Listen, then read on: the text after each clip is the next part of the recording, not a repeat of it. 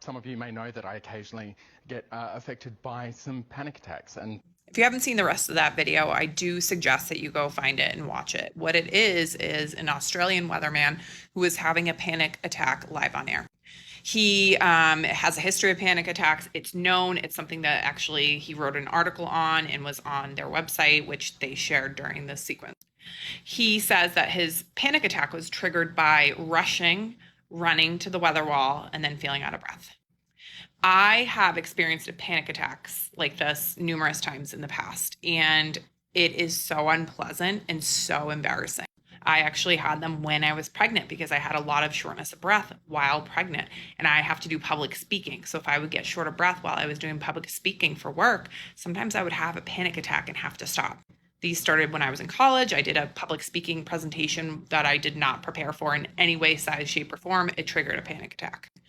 And I feel like in the past, there's been like a lot of shame and anxiety and embarrassment with panic attacks. It wasn't something that people talked about openly. Like, it scarred me for life, the embarrassment that I felt, having my first panic attack. And then having these during pregnancy, I had one that occurred in front of a coworker, and it was awful. And it was because I was short of breath. I was trying to talk in front of a group of people, and it just made me super anxious. What I love is that this weatherman, he is dealing with this on air. Everybody knows about it. His colleagues handled it with grace. It was something that they talked about after. I feel like even a few short years ago, this would not have happened. We've had this cultural shift where mental health really has become a priority, and it's not something that people feel like they need to hide anymore. And, there are plenty of people who had these panic attacks, but up until recently, nobody talked about it. So if you had one, you felt honestly ashamed and alone. So I just want to stop here and tell people to watch this video and see how his colleagues dealt with it and see how he deals with it and talks about it. And I just really think it's eye-opening for people who don't experience something like this to know, this is something that a lot of people go through.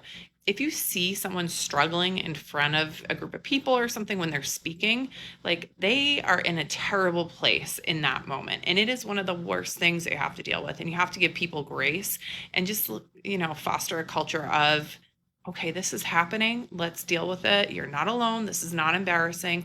You are going to be okay. We're going to get through it. And this happens all the time. It's not something anybody is going to ever hold against you or even remember in a few days. That's my little TED talk for today. And big ups to that weatherman. I love him. He's adorable.